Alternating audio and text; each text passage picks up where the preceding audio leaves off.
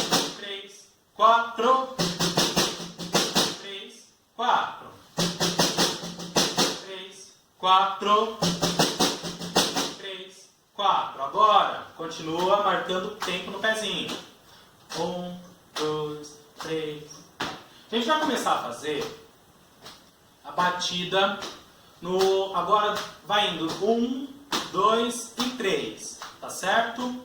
Só para reforçar, gente, isso daqui é uma das opções de batidas para caixa que vocês podem encontrar em grupos de samba reggae, tá certo? Aqui é uma sugestão que eu estou dando para vocês. Vocês vão ouvir outros grupos, obviamente o processo do toque pode mudar, tá? Tem outra coisa, se o ritmo fica mais rápido, o pessoal altera algumas coisas no toque também, tá bom? Então muda algumas coisinhas. Quando o ritmo está mais lento, eu até diminuo. O ritmo fica mais lento, algumas coisas ficam muito mais parecidas tem mais traços do reggae para batida. Quando o ritmo vai ganhando velocidade, algumas coisas são alteradas, tá, gente? Isso é normal, faz parte do processo do ritmo, tá certo? 3, 4. Então vamos do 1 até o 3, hein? 1, 2, 3, 4. Parou.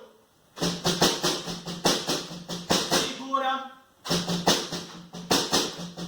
4, 3, 4, 3, 4,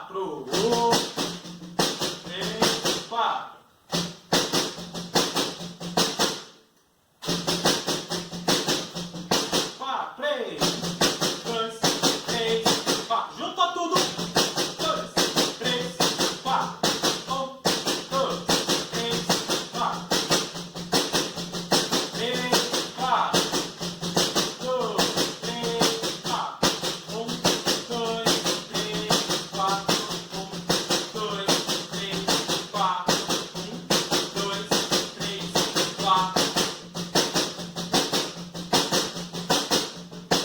3, 4. 1, 2, 3, 4. 3, 4.